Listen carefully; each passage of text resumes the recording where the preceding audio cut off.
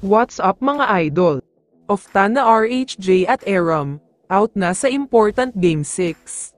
Pero bago mo sana ipagpatuloy ang panonood mo, ay huwag mong kalimutan na mag-subscribe bilang suporta sa aking YouTube channel. Maraming salamat idol. Isingit lang sandali natin ang balita, tungkol sa bonus na naghihintay sa Hinebra kapag nanalo sila mamaya sa Game 6 kontra sa TNT. Dahil ayon sa mga source ay makakatanggap daw ang lahat ng ×5 bonus.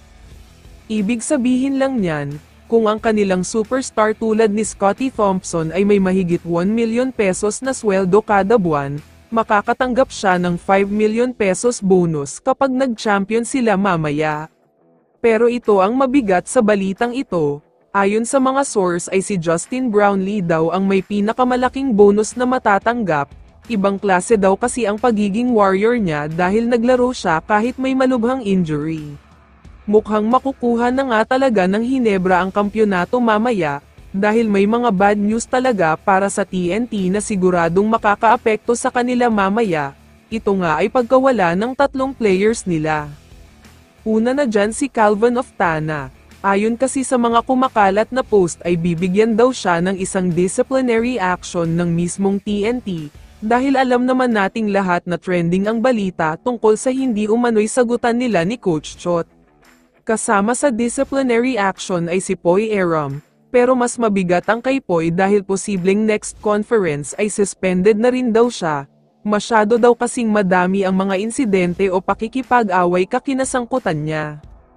Una na dyan ang serye nila kontra sa Rain or Shine kung saan nakipag-away siya kay Glenn Kubuntin. Pangalawa ay sa SM Mall of Asia Arena kung saan pinagsisipan niya ang mga bag, at pangatlong ginawa niya ay pakikipagsagutan kay Coach Chot.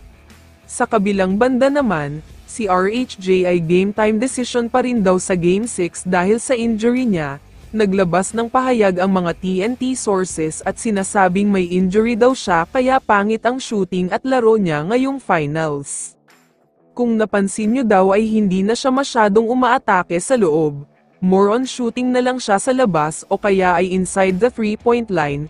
Marami din siyang mintis dahil daw yan sa hindi maayos na pakiramdam niya.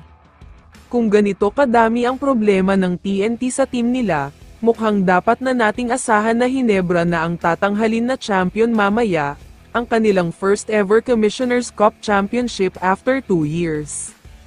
Kaya naman kung ikaw ang tatanungin idol, ano ang masasabi mo sa mga balitang ito? I-comment mo naman ang sagot mo sa tanong na ito. So dito na nagtatapos ang video na ito. Maraming salamat sa pagsuporta at panonood mga idol. Ingat at bye-bye.